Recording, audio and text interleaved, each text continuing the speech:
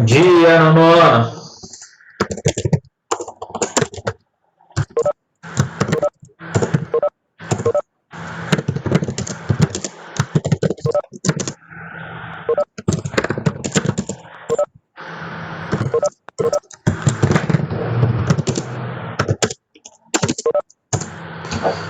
Bom dia, pessoal.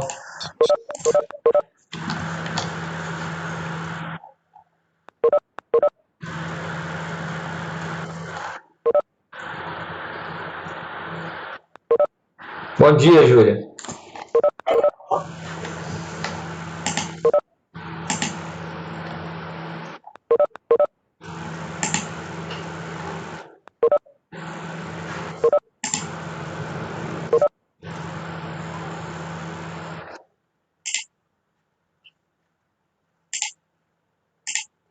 Cadê o resto, pessoal?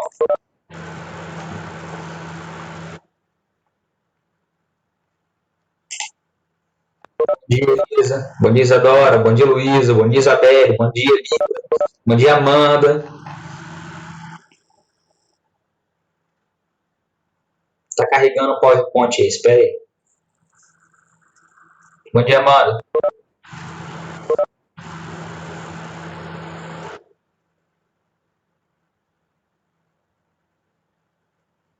Hoje tá difícil, hein?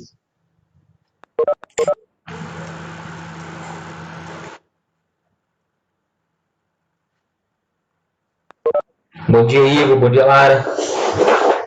Tô parecendo aqueles youtubers que fica lendo o pessoal pra ficar puxando o saco pra você contribuir. Bom dia, Lara.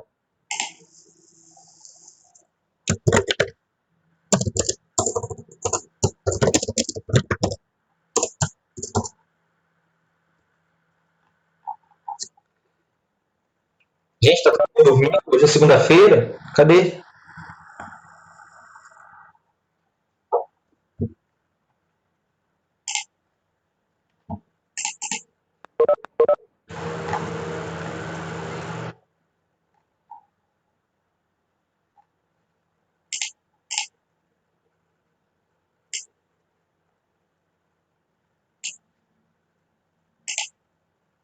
Imagina que o pessoal deve estar entre um intervalo, o outro não entra. Não vou explicar aqui, não. Galera, bom dia a todo mundo aí. Dou sempre uns minutinhos para o pessoal entrar, mas a gente tem que fazer a correção da apostila, depois partir para o restante da apostila e caderno de atividade. Então, prepara sua mãozinha, pega a apostila, página 31, caderninho de história, do lado, para a gente fazer a correção. E prepara a mãozinha para copiar, porque são poucas páginas, mas são muitas perguntas, ok? Então, vamos lá. Página 31. Quem é que pode ler para a gente essa página 31 aí, que tem a fotografia e a imagem? Eu vou explicar um negócio sobre importantíssimo, sobre também hoje o papel das mulheres, de um lado e do outro, né? Quem pode ler para a gente, fazendo um favor? Alguma candidata ou candidato? Vamos pegar uma pessoa diferente hoje. Igor Pompermaia, você pode ler para a gente? Página 31.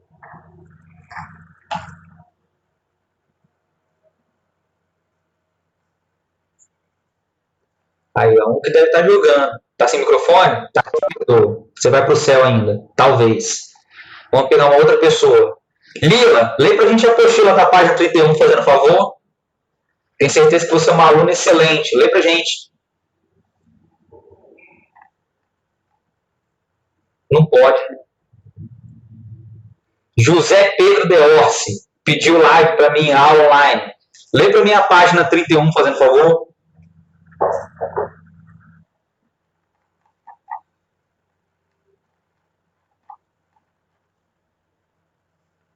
Por que não, José? A pessoa tá com frescura. Eu, hein?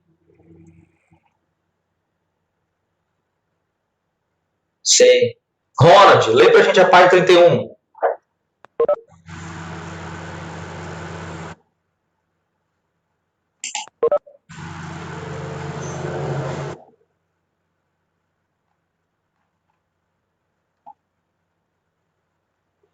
Ah, fala sério, mano. Lê pra gente aí. Segunda Guerra Mundial. Eu me tô com saudade, todo mundo tá. Lê pra gente. A fotografia retrata. Lê pra gente. Você sempre lê, vai lá.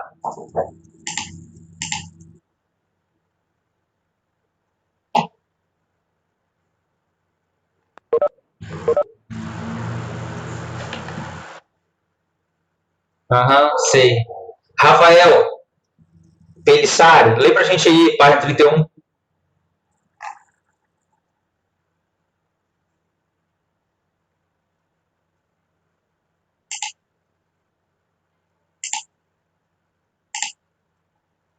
Ah, que maravilha.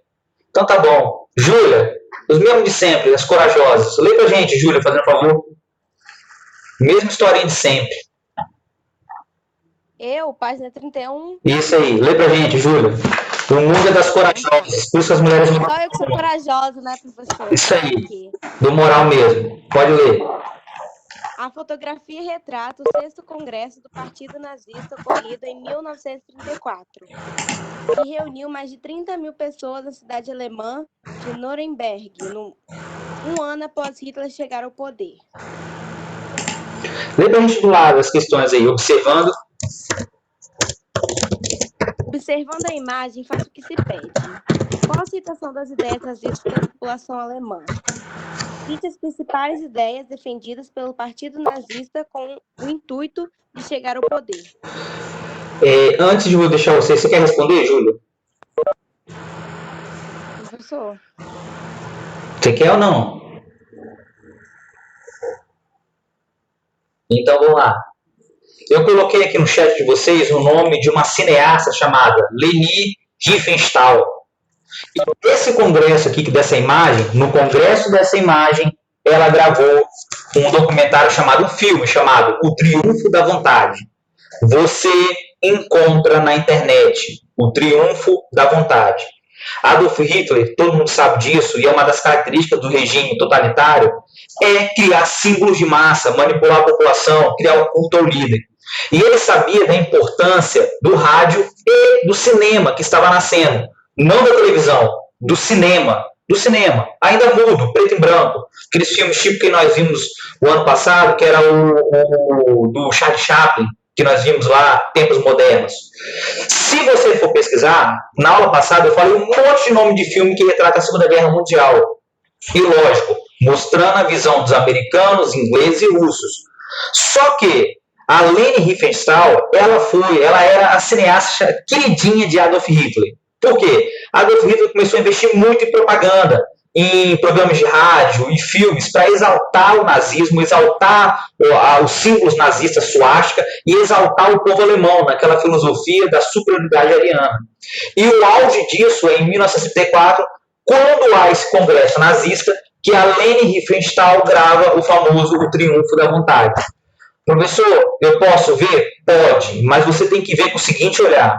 Você vai ver um olhar de quem está vendo um documentário que foi encomendado para exaltar o regime nazista, para exaltar os germânicos, os arianos, exaltar o Adolf Hitler, para exaltar o povo alemão, para mostrar que eles eram os melhores do mundo, poderosos, e ninguém poderia enfrentar eles. É para isso que se faz.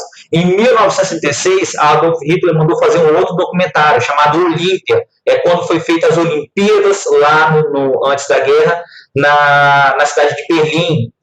Não terminou muito bem não, porque um atleta chamado Jesse Owens, negro americano, acabou ganhando muitas medalhas nas provas de atletismo e acabou provando que os alemães não eram superiores a ninguém. Professor, mas vale a pena ver? Vale, mas com um olhar crítico de quem está olhando o documentário para exaltar o nazismo, enaltecer o povo ariano e preparação já para a guerra, ok? Então não vejo com aqueles olhos não de simples espectador, porque você acaba sendo conquistado por aquele fanatismo, porque várias vezes mostra o fanatismo, o pessoal batendo a mão na suástica, gritando Heil Hitler, e aquilo ali te conquista.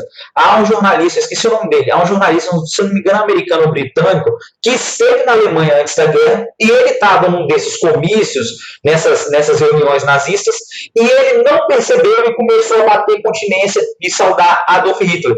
Por quê? É a teoria da massa. Quando você está na massa, você se comporta igual a ela, ok? Professor, mas vamos lá nas questões. A primeira questão é: Qual é a aceitação das ideias nazistas pela população alemã? Galera, total. Os alemães adotaram o nazismo como filosofia de vida. O nazismo não era só uma questão de política. O nazismo trouxe o orgulho do povo alemão. Os nazistas resolveram o problema da greve, da falta de emprego, resolveram a ameaça comunista, lembra? Com o apoio da burguesia. Então, as ideias nazistas que previa a ordem e o crescimento econômico a qualquer custo foram adotadas de cara pelo povo alemão, porque o resultado foi muito cedo. Professor, mas nós acabamos de sair da crise de 29. Pois é, a Alemanha investiu muito na indústria bélica. Adolf Hitler colocou a galera para trabalhar e a Alemanha começou a crescer depois de mais ou menos 5 anos, que é nessa fase aí que está aí na imagem da apostila, no comício lá em Nuremberg, eu acho que se não me engano. Nuremberg mesmo. Professor, então quer dizer que o povo alemão concordou e, galera, eu vou espiar. Foi mal. Então vamos lá. O povo alemão, de entre todas, obrigado, Eduardo, ele não era inocente. Para tudo agora. Para tudo agora para refletir comigo. O povo alemão concordou com as ideias antissemitas? Concordou. Concordou com o expansionismo de Hitler? Concordou. Concordou ali com a indústria bélica, voltando a ser principal? Concordou. Concordou com o Tratado de Versalhes sendo rasgado? Concordou. Então, entre outras coisas, o povo alemão não é inocente. Na nossa cabeça, parece que o povo alemão foi manipulado e simplesmente aceitou tudo. Houve manipulação? Houve. Mas, principalmente, Hitler mostrou os resultados que ele prometeu quando ele ainda era do partido nazista. Depois que ele virou chanceler, ele abriu frente de trabalho, investiu na indústria bélica, prometeu e vai conquistar territórios, vai rasgar o Tratado de Versalhes e vai levar a Alemanha para a guerra. Então, quer dizer que o povo alemão é totalmente inocente? Não, não é. Ele sabia o que estava acontecendo. E talvez ele não imaginasse o tamanho da coisa que eles estavam se metendo, mas eles não eram inocentes. Então, quer dizer que Adolf Hitler tinha um poder enorme de persuasão. E outra coisa, raciocina comigo, não foi só na Alemanha. Lá na Áustria, nós vimos que houve um Anschluss, que a Áustria foi anexada sem dar um único tiro. Por que a Áustria foi anexada no Lebensraum, naquela conquista do espaço vital, o expansionismo nazifascista? Porque os austríacos eram também descendentes de germânicos, e eles estavam passando por dificuldades financeiras, crise econômica. E eles miraram a Alemanha como exemplo. Então, eles concordaram com que os alemães tomassem conta da Áustria, sem dar um único tiro. Ou seja, quer dizer que foi só na Alemanha que aconteceu a concordância com as ideias nazistas? Não, não foi. Foi na Áustria.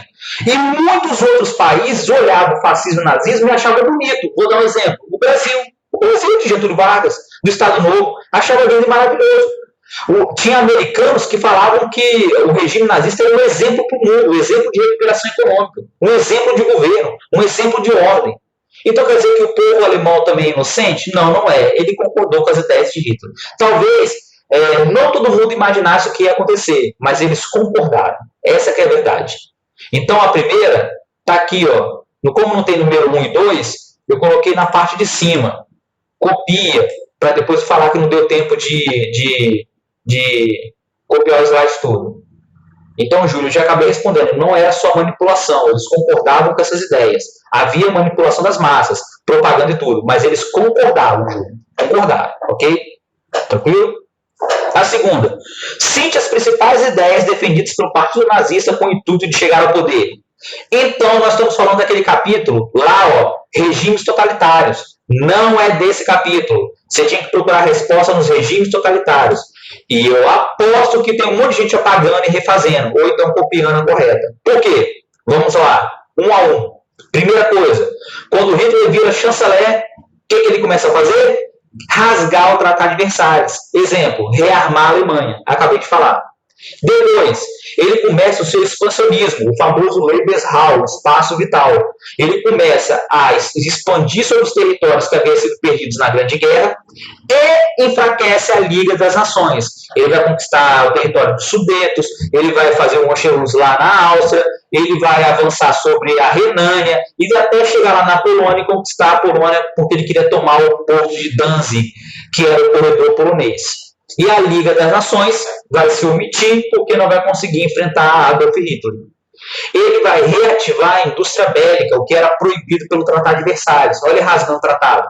Ele vai reativar, vai rearmar a Alemanha, vai investir em tecnologia de guerra, vai transformar o serviço obrigatório militar, porque ele estava se preparando para a guerra. Outra coisa, ele vai eliminar a oposição interna. Lembra? Quando ele chegou ao poder, ele começou a matar todo mundo, prender, sumir com socialistas, anarquistas, democratas, liberais. Todo mundo vai sumir. Depois, ele vai pregar o culto ao líder, a utilização da propaganda de massa. É aí que entra a Leni Riefenstahl, que fazia os documentários e filmes exaltando os nazistas. É o culto ao líder, é a propaganda de massa, a criação de símbolos, tipo a suástica, né? A suástica, que todo mundo identifica como nazista, mas não é. Isso vem desde a antiguidade, da Grécia Antiga e até antes. Ok?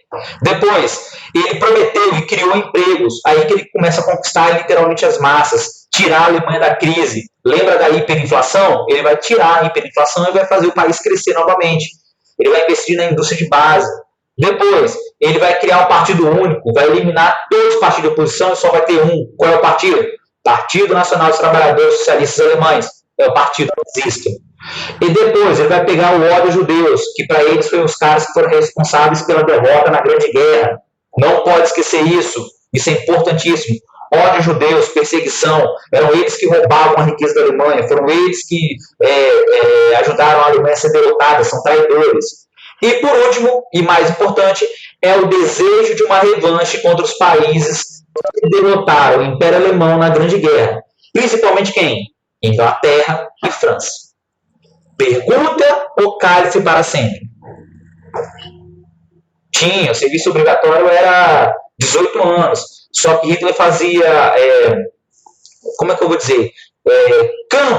Campos de treinamento para a juventude nas férias de verão. Tipo aqueles filmes que vocês veem americanos, tem as férias de verão.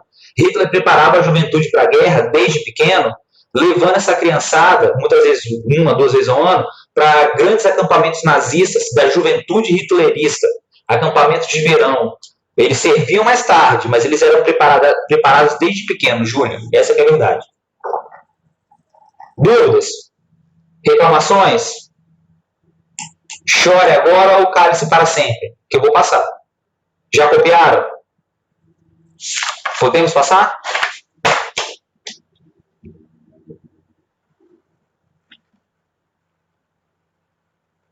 Página 32. Lara, lê pra gente organiza as ideias do falso verdadeiro, fazendo favor.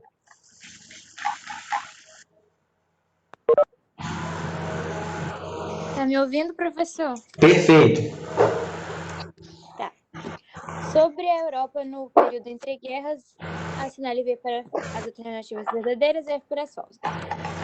O fim da Grande Guerra, com a derrota da Alemanha, levou os países aliados a pensar em um período prolongado de paz no continente. Você colocou o que era essa, Lara? Eu coloquei que era falso. Falso. Beleza. Pode ir a próxima? Pode. A ascensão do nazismo na Alemanha foi um dos principais fatores para que a Europa voltasse a se armar. Verdadeiro ou falso, Lara? Você colocou? Verdadeiro. Beleza. Próximo. A Alemanha perdeu a Grande Guerra, mas manteve seu território intacto graças à atuação de seus ministros. Falso ou verdadeiro? Falso. Beleza. Próximo. A criação da Liga das Nações não conseguiu evitar que partidos de extrema-direita chegassem ao poder na Itália e na Alemanha, pregando a vingança contra os vitoriosos da Grande Guerra. Falso ou verdadeiro, Lara? Verdadeiro. Verdadeiro? Aham. Beleza. Ficou horrível, mas tá bom. Vamos. Quem concorda com Lara, levanta a mão. Quem concorda com a Lara, levanta a mão. Quem não concorda com a Lara, não levanta a mão. Beleza. Quem fez a sequência igual a Lara, coloca pra mim aí um ok no chat. Quem tá igual? Ou quem discorda? Quem discorda dessa sequência? A Kelly concordou, Júlia, Jamile concordou, a Lívia, Igor concordou, Rian concordou, Luana, Eduardo concordou, mas quem? Juliana, Lu concordou, Nicole Proscópio concordou, Júlia concordou, o Álvaro concordou, o Nicolas concordou, tudo puxa-saco. Nicolas concordou. E quem discorda dela? Quem é que fez uma sequência diferente? Vamos ver se tem alguém corajoso aqui. Chama aí no microfone, ou coloca aí para mim no chat. Quem é que discorda dessa sequência? Que não tá certo? Quem discorda? Quem é doido para discordar da Lara? A nerd. Quem? Opa, Luana discordou? Ronald discordou, hein? Só que ele colocou aqui no privado. Mariana discordou. Então nós temos pessoas que discordam, isso é natural. Que bom, Lara. A unanimidade, a primeira você ficou na dúvida, Amanda. Fechou. Então vamos lá. Toda unanimidade é burra. É bom sempre você desconfiar de alguma coisa. Eu tenho um lema. Eu confio desconfiando. Professor, vamos fazer a sequência. A primeira que está dando dúvida aí, que Ronald discordou, Amanda e Mariana. O fim da Grande Guerra com a derrota da Alemanha levou os países aliados a pensar em um período prolongado de paz no continente. Galera, isso é verdadeiro. Por que, professor, isso é verdadeiro? Lara, porque houve a criação da Liga das Nações. Pelo amor de Deus, coloca aí para vocês aí. Houve a formação da Liga das Nações. O objetivo da Liga das Nações era justamente você evitar novos conflitos. E nós já vimos que a Liga das Nações falhou, teve a Segunda Guerra. A Liga das Nações nasceu com o intuito principal era evitar que novos conflitos globais acontecessem, principalmente no continente europeu. Ela se omitiu antes da Segunda Guerra. Ela se omitiu no expansionismo, no nazifascismo. Ela adotou a política britânica do apaziguamento e levou a Europa para um novo conflito. Ou seja, quer dizer que ela errou redondamente. Por isso que eu falo, não está na apostila. Mas um dos fatores essenciais para essa Segunda Guerra acontecer é a omissão da Liga das Nações, que era controlada pela França e pela Inglaterra, principalmente. E a tal da política do apaziguamento, de você evitar um conflito a qualquer custo. E nós vimos o que aconteceu, ok? Então, a segunda está verdadeira. Alguém discorda dela? Não, porque a Lara acertou. A segunda é verdadeira. A terceira, ela colocou falso. Está correta essa terceira? Está correta. Ela é falsa. A quarta, ela colocou verdadeira. Nem tem como errar. Ela é verdadeira. Então, a sequência correta fica VFV. VVFV. Quem acertou a sequência aí? Dá um ok pra gente. Quem acertou a sequência?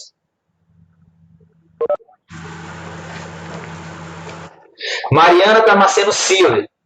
Lê pra gente a 2, fazendo um favor. Sobre o governo. Muito bom, Amanda. Sobre o governo de Adolf Hitler e a Alemanha pós-guerra, analise as afirmativas a seguir. Para o poder, respondeu ao da população alemã pelo fim do desemprego e pela falta da estabilidade econômica. 2. A manutenção e respeito às cláusulas do Tratado de Versalhes caracterizaram a Alemanha nazista. 3. Fortalecer no poder. Deu uma falhada, Mariana, na 3. Volta aí. Eu acho que é o seu microfone. Tá boa a internet? Oi? Falhou a 3. O Partido Nazista, com o objetivo de se fortalecer no poder, estabeleceu intensa perseguição aos socialistas alemães. De acordo com a análise, assinale a alternativa correta. Qual que você marcou, Mariana? Qual? Falhou. Qual? Professor? Agora eu tô escutando, fala. Qual? Você tá falhando. Pera, eu vou mandar no que é mais fácil. Manda. Tá falhando o que você fala. Você lê tudo e falhou agora no final. Manda pra gente no chat. Qual que você marcou, Mariana? D de dado. Vamos lá, se todos os modinhos vão concordar de novo, hein? Todo mundo marcou a letra D de dado? É bom que me poupa tempo. Marcou a letra D? Alguém não marcou a letra D? Marcou outra? Quem marcou outra letra?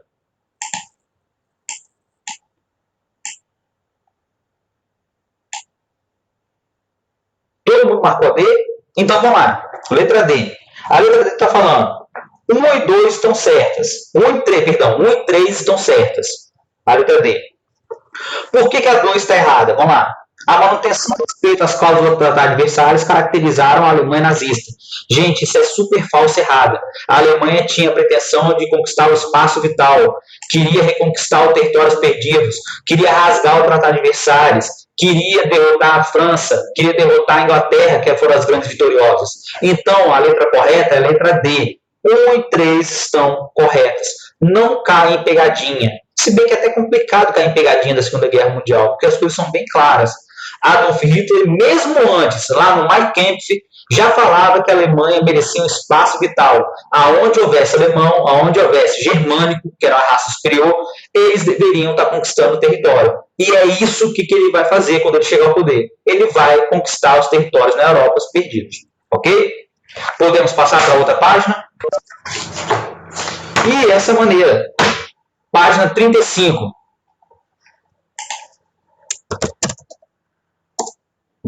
Eduarda, tem tempo que você não lê. Lê pra gente aí, a página 35, fazendo um favor. Olha, a galera que fica entrando no final da aula aí, depois de 20 minutos, tá perdendo, hein? Nada de ficar entrando depois, não. Por que não? Vamos lá. Elisa, você pode ler a página 34 e 35, interpretando documentos?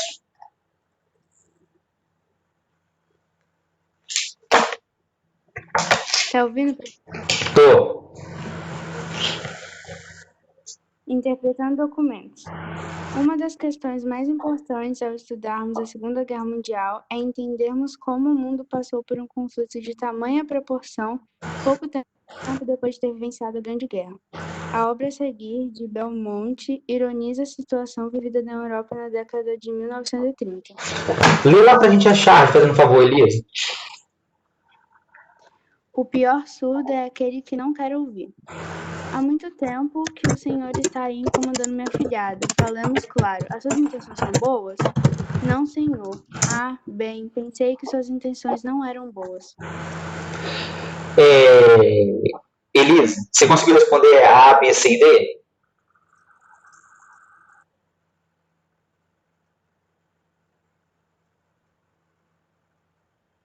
Elisa. Ah, aí ficou com medo. Então tá bom. É o seguinte, a A, B e C, para quem não entendeu isso aí, o nome disso é uma ironia. A charge é uma ironia. Professor, por que essa charge é uma ironia? Tá lá o primeiro-ministro Chamberlain, eu vou acabar respondendo o que eu vou explicar. Primeiro-ministro Chamberlain, antes do nosso Churchill, tá? Antes do Winston Churchill. Primeiro-ministro Chamberlain, apontando com a mão para a cara de Adolf Hitler sentado, que está ali jogando uma conversinha com quem? Na Tchecoslováquia, que está aqui no meio, e do outro lado está a Hungria. E aqui atrás, essas outras mulheres é como se representassem os outros países. Então, vamos lá, na primeira. A. Identifique os personagens países. O primeiro-ministro britânico, Neville Chamberlain, é da Inglaterra, nem precisa falar isso, primeiro-ministro britânico da Inglaterra. Adolf Hitler é o cara que está sentado com a bengala, olhando com a cara feia para Chamberlain, é a Alemanha. E as afilhadas, que são as meninas, é a Tchecoslováquia e a Hungria. Professor, então o que eu deveria pegar para responder essa resposta? Pegar aí para mim, olhar e saber o que eu tenho que responder. Aqui, ó, era só você voltar na página 33 e olhar o expansionismo da Alemanha. Se você voltasse na página 33, você ia entender a chave. E você ia conseguir responder. Ok? Tá, na B. Letra B. Na letra B, ele pergunta, por que o título da charge é o pior surdo é aquele que não quer ouvir? Gente, olha o título da charge. O pior surdo é aquele que não quer ouvir. O título da charge nada mais é a constatação da omissão da Liga das Nações. É uma ironia devido à omissão da Liga das Nações e da Inglaterra e da França. Traduzindo, todo mundo sabia que Adolf Hitler queria expandir o território, mas as grandes potências europeias fingiam não escutar. Hitler responde falando o que quer fazer, e as nações europeias, Inglaterra e França, elas se recusam a entender o que Hitler está fazendo, que é ameaçar a paz na Europa. Então, a letra B, você vai colocar lá, ó, letra B. O título da charge indica que as potências europeias sabiam dos planos de expansionismo de Hitler sobre a Europa e nada fizeram para impedir, deixando seus aliados desamparados. Isso é importante, porque à medida que Adolf Hitler avançou na Polônia, que foi o final, nos Sudetos, avançou lá na Hungria, foi conquistando lá a Itália, conquistando a Etiópia, o Japão conquistando a Manchúria, todo mundo sabia, tudo bem que o Japão fazia parte da Liga das Nações, mas todo mundo sabia que isso ia terminar em guerra. E ao invés de impedir essa guerra antes de começar, a Liga das Nações, e aí está sendo representada pelo primeiro-ministro britânico, se omitia constantemente no avanço da Alemanha. Só ameaçava, mas não fazia nada. É tipo aquele seu amigo que você avisa toda hora: olha, cuidado com seu amigo traíra, cuidado com seu amigo traíra. Aí ele não te escuta. Aí depois acontece o quê? Ele foi traído. É mais ou menos isso, entendeu? Sempre tem essa história. A gente tenta evitar, mas a pessoa não quer escutar. Você não pode fazer nada. É isso que aconteceu antes da guerra. Depois, letra C. Que situação a charge retrata? Parece que é igual a pergunta, parece que a resposta é igual, mas não é. O que a charge, na verdade, está retratando? É o mapa da página 33. Quem não conseguiu pescar a resposta, olha para o mapa da página 33 enquanto que eu leio a resposta. A charge retrata o expansionismo de Hitler sobre a Europa na década de 30, sendo que o primeiro-ministro questiona a intenção da Alemanha e mesmo com a resposta clara do que ele queria conquistar os territórios, ele finge não ouvir o que estava sendo afirmado. Assim, a crítica se direciona à política de apaziguamento dos ingleses e à passividade da Liga das Nações diante do expansionismo germânico. Então, pode-se falar em omissão do papel dessa, omissão da Liga das Nações. Ok? E aí? Tá certo ou tá errado a resposta? A letra C é a mais importante. A letra C, na verdade, é o que está acontecendo.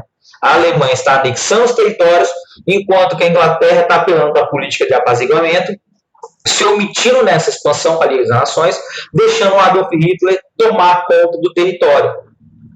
Simplesmente porque não se desejavam uma nova guerra. Então, vamos lá.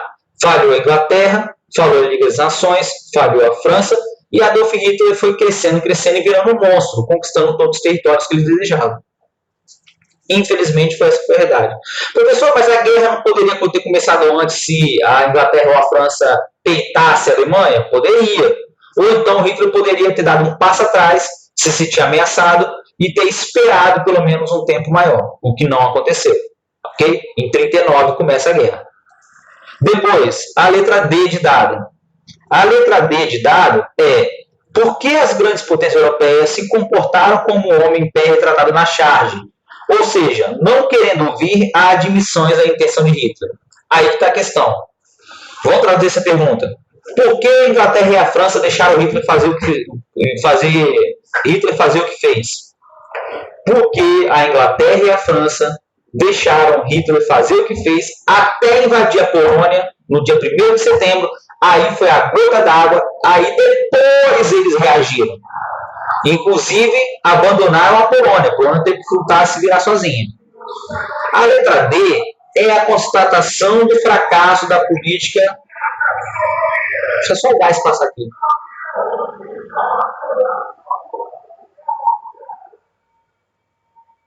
A letra D é a constatação do porquê, literalmente, a França e a Inglaterra principalmente se omitiram. É simples. A Inglaterra e a França tinham medo de um novo conflito com uma grande guerra. Eles nem imaginavam que ia ser pior. Eles imaginavam que ia acontecer um novo conflito com uma grande guerra. Uma guerra estática, parada, de muitos anos, que levou muitas vidas e também muitos recursos. Ok? E também eles ficaram impressionados pela máquina de guerra que a Alemanha construiu. O que é a máquina de guerra, essa expressão? Coloca aí entre aspas, máquina de guerra. Porque a Alemanha, ela havia testado a Força Aérea, havia testado o seu exército na Guerra Civil Espanhola. E ela demonstrou que o investimento na indústria bélica transformou a Alemanha numa potência militar na região, enquanto que os outros países, nessa política de apaziguamento, se tornaram ali bem atrasados em relação à tecnologia da Alemanha. Então, quais eram os dois medos principais? Primeiro, era que acontecesse uma nova grande guerra, com milhares de mortos, e também que durasse muitos anos, e havia o medo dessas forças armadas da Alemanha, que estavam muito bem preparadas e armadas. Aonde você pode afirmar isso, professor? Na Guerra Civil Espanhola. Estavam muito bem preparadas e armadas, e enquanto muitos outros países sequer estavam ali com o seu exército mobilizado. Vou dar um exemplo, a União Soviética. A União Soviética estava lá atrasada em termos de tecnologia bélica. E ela vai sofrer muito com a invasão do território. Ok? Dúvidas? Pergunta? Dúvidas? Já copiaram? Pode passar?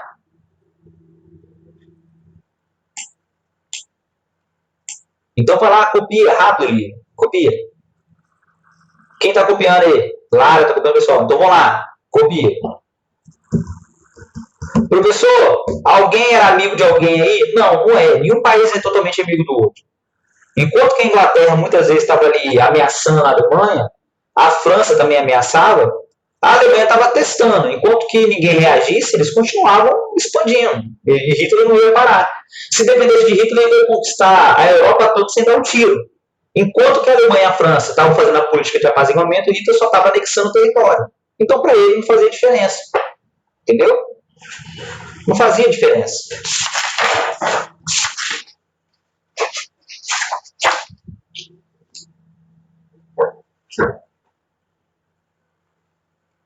Dá um ok aí pra gente passar, que falta 10 minutos.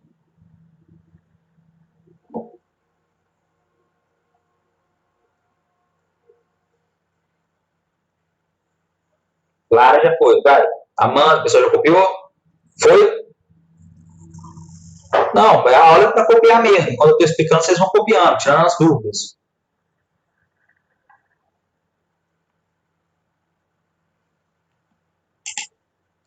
38, 39. Vamos lá. Amanda Kiel. Você pode ler para mim, interpretando documentos, página 38, o texto lá embaixo? Fazendo um favor? Tá bom, Leio. Eu confio nas mulheres. Vocês são futuros. Vocês vão dominar o país ainda. Os homens são medrosos. Vamos lá. Interpretando documentos. Leia o fragmento do texto a seguir. Em pouco mais de 5 anos, entre o dia 1º de julho de 1940 e o dia 31 de julho de 1945, as fábricas dos Estados Unidos produziram 296.601 aviões de guerra, 71.060 navios de guerra e 86.388 tanques. Isso era mais do que a produção somada de quase todas as demais nações em luta. Os norte-americanos envolveram 15 milhões de homens no conflito, 10 milhões deles nas Forças Armadas, e criaram uma enorme organização civil e militar em seu país, que estava voltada para o esforço de guerra. Como os Estados Unidos foram o único dos grandes países envolvidos a não ter o conflito bombardeado, seu sistema econômico nunca deixou de funcionar, produzindo cada vez mais e mais rápido. Muito obrigado, Amanda. Beleza. Não, você quer responder? Você quer responder, Amanda? Tá todo mundo com vergonha. Você responde primeiro, então? Quero não. Sabia. Então vamos lá. Vou explicar o primeiro texto. Professor, os Estados Unidos se envolvem na Primeira e na Segunda Guerra Mundial. Beleza. Qual é a vantagem americana? Eles não são atacados. Ponto. Os americanos, eles só entram na guerra quando eles foram provocados. E os Estados Unidos já havia se recuperado nessa época da crise, da Grande Depressão, para tudo. Professor, quando é que os americanos saem da crise? Em 39, quando estoura a Grande Guerra, eles já estavam recuperados. Eles vão ficar 2 anos fora da guerra, 39 e 40, só vão entrar em 41. Eles tiveram 2 anos para vender produtos para os países que estavam em conflito. Eles fizeram a mesma coisa da Grande Guerra. Os americanos, para tudo agora, hein? Professor, eu aprendi nos filmes e séries que os americanos derrotaram os nazistas, eles são os heróis. Mentira! Para mim, quem derrotou os nazistas, tudo bem, houve uma coalizão dos aliados, mas quem foi decisivo para a derrota dos alemães foram os russos. Só um regime tão desumano contra o nazista, que era o comunista, foi capaz de derrotar esse monstro que chamava Adolf Hitler. Ou seja, 2 choques de regimes autoritários, totalitários, de 2 regimes que eram desumanos. Então, quer dizer que, para mim, quem venceu a Grande Guerra foi os russos, os comunistas, que estavam com ódio de Adolf Hitler. Professor, mas a entrada dos americanos foi decisiva? Foi, lógico que foi. Porque, nesse momento, lembra da guerra? É a fase 2, é a fase 1 para 2. Quem é que estava lutando na Europa sozinho? A Grã-Bretanha. A Alemanha tinha dominado a Europa toda. Quem não havia sido dominado pela Alemanha era neutro, tipo a Espanha, Portugal e Suíça. Nesse contexto que vai ter a Batalha da Grã-Bretanha. Os britânicos vão lutar sozinhos para manter o continente europeu vivo. E qual vai ser o erro? Os japoneses atacar a base de Pearl Harbor, levando os Estados Unidos para a guerra. Depois disso, Adolf Hitler vai cometer o segundo grande erro da guerra, que é o quê? Atacar a União Soviética. E a Alemanha vai lutar em 2 frentes. De um lado ocidental, que vai ser a França, a Inglaterra e Estados Unidos, que vai tomar a França no dia D e a Itália, e depois os russos vindo do leste. A Alemanha vai ser esmagada dos 2 lados, Ocidente e Oriente. Ok? Então quer dizer que foi importante? Lógico. A Europa estava arrasada, destruída, os britânicos mal conseguiam ficar de pé. Os franceses haviam sido derrotados, Paris conquistada, a França dividida. Então foi decisivo sim, ok? Então vamos lá. Número 1. O que levou os Estados Unidos a entrar no conflito em dezembro de 41? O ataque japonês à base de Pearl Harbor. Professor, isso foi combinado com os alemães? Não diretamente. Foi uma traição, porque os japoneses não haviam dado sinal que ia atacar os americanos. E os americanos estavam com a frota quase toda do Pacífico em Pearl Harbor. Foi ali uma confluência de situações. Os japoneses se expandindo e eles sabiam que a frota americana estava toda no Havaí. E os americanos estavam lá descansados. Eles achavam que eles não iam ser atacados, que os japoneses não iam ter coragem. Foi meio que uma traição, porque não houve declaração de guerra, tipo de Adolf Hitler contra a Polônia. Então eles foram pegos de surpresa. Isso gerou um ódio enorme nos Estados Unidos. Houve campanhas internas para entrar na guerra. Então os Estados Unidos vão deixar de ser neutro e vão entrar. Até então, os americanos não queriam se envolver na guerra, mesmo a Grã-Bretanha pedindo ajuda e implorando. Ok? Dúvidas? Aí lembra a história do radar, né? Que os japoneses foram pegos no radar americano, só que os americanos não acreditaram que eles estavam chegando com os aviões. Professor, 2. De que forma a entrada dos Estados Unidos na Guerra Mundial colaborou para o desequilíbrio das forças no conflito? Galera, a 2 e a 3, quem lembrou da Grande Guerra e a entrada dos americanos, meus parabéns. A 2 e a 3 parece uma cópia dos americanos quando eles entraram na Primeira Guerra Mundial, na chamada Grande Guerra. Vamos lá. Por que foi importante, número 2, a entrada dos Estados Unidos? Primeiro, os aliados estavam cansados, quase derrotados. Isso representava uma grande vitória para os britânicos, que estavam lutando praticamente sozinhos. Os Estados Unidos estavam com a indústria descansada, bélica, tinha muitos soldados, eles estavam bem treinados. Então, para pensar, quando os americanos entram ao lado dos aliados, eles dão um fôlego novo para a luta contra os nazistas, principalmente os britânicos e os franceses que haviam sido conquistados. Então eles vão trazer equipamentos, eles vão trazer a sua indústria maravilhosa ali, gigantesca, e vão trazer muitos soldados para o combate. E vão desequilibrar a favor dos aliados. Agora a Grã-Bretanha não luta mais sozinha, não está isolada. Ok? Perguntas? Show? Alguém já mandou aqui para mim, Brasil. Vocês lembram que eu falei no capítulo passado, República Nova do Brasil? O que eu falei do Brasil? Não, o que eu falei que eu não ia fazer a respeito da Segunda Guerra Mundial? De falar de quem? Ah, do Brasil. Porque eu dei até estudo dirigido sobre o Brasil na Segunda Guerra, né? Então tá lá. Vamos ver se vai sobrar tempo. 3. Está faltando 5 minutos, olha que maravilha. 3. Cite as condições comuns que podem ser apontadas quanto à participação estadunidense nos 2 conflitos mundiais. Traduzindo, o que há de comum entre a Primeira Guerra, Grande Guerra, e a Segunda Grande Guerra? Vamos lá. Primeiro, os americanos eram neutros no início do conflito. Segundo, eles só entraram no conflito porque eles foram atacados, eles foram provocados pela Alemanha. Na Primeira Grande Guerra, os navios foram afundados. Na Segunda Guerra, os japoneses afundaram os navios em Pearl Harbor. Eles faziam parte do eixo. Então, quer dizer que eles entraram ao lado dos aliados porque eles foram provocados nas 2 guerras. Segunda coisa, eles formaram a aliança com a França e a Inglaterra de novo. Quarta coisa, eles entraram tardiamente e levaram muitos soldados, muitas armas e muitos soldados bem preparados. Eles desequilibraram a guerra no Ocidente a favor de quem? Dos aliados, da França e da Inglaterra. Ok?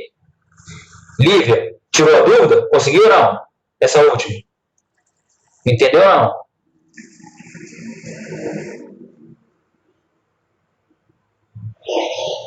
Entendeu? Vamos lá, para Lara agora. Professor do Brasil. O Brasil só vai entrar na guerra no final da guerra, em 44.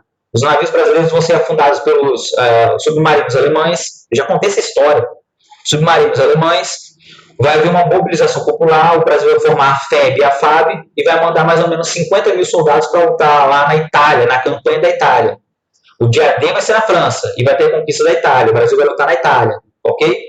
E vai lutar mais ou menos menos de um ano na campanha de Monte Castelo e aqueles que nós já falamos. Não, o Brasil não perdeu nenhuma batalha na Segunda Guerra Mundial, ok? Não perdeu. Dúvidas? A mensagem é essa, nunca provoca os Estados Unidos. Eles estão sempre preparados, essa é a verdade. A maior força aérea do mundo é americana. O país que tem mais blindados no mundo é a União Soviética, herança da Segunda Guerra Mundial. Cada um escolheu um lado. Tranquilo? As mulheres na Segunda Guerra Mundial. Agora eu quero uma mulher lendo. Não sei se vai dar tempo. Puxa vida. Sim, saiu ontem no Fantástico que a Rainha Elizabeth condecorou um ex-soldado britânico da Segunda Guerra Mundial que fez uma campanha para o Covid-19. Não sei se vocês viram. Ele tem 100 anos. E, se não me engano, morreu um militar brasileiro de 98 anos. Ontem foi enterrado. Que lutou na Segunda Guerra Mundial. E ele teve um enterro militar brasileiro que lutou na Segunda Guerra Mundial. Eu só vou comentar um negocinho, falta 2 minutos. Na página 40, eu errei, é página 40. Na página 40, tem um texto que fala sobre as mulheres na Segunda Guerra Mundial. Por que é importante, professor? Mulher na Segunda Guerra Mundial, ela lutou na linha de frente, ela foi piloto de tanque, piloto de avião, ela lutou na linha de frente dos russos, principalmente como snipers, lutou lado a lado com os homens. As mulheres foram espiãs, as mulheres elas foram estrategistas, foram médicas, enfermeiras, e elas não tiveram aquela atuação relegada a segundo plano da Grande Guerra, da Primeira Grande Guerra. As mulheres tiveram uma participação importantíssima, principalmente na União Soviética, que lá era igualdade e eles lutavam frente a frente, lado a lado, ok? Lógico, depois eles vão querer novamente que as mulheres voltem para casa para cuidar dos filhos da família, para cuidar dos afazeres domésticos. Só que as mulheres não vão aceitar e vão querer disputar a política. Tranquilo? Fechou? Dúvidas na correção? Sim ou não? Ok? Galera, eu vou passar o restante da atividade da página 41 até a 45 e o caderno de atividade para fazer para sexta-feira. Página 41 a 45, mais caderno de atividade para sexta. Ok? Para a gente fazer tudo, fazer a correção e ir para o recesso tranquilo. Tranquilo? Espero que possa dar aula antes de cair. Tchau, tchau, galera. Até sexta-feira. Restante da apostila e caderno de atividade. Tchau, tchau.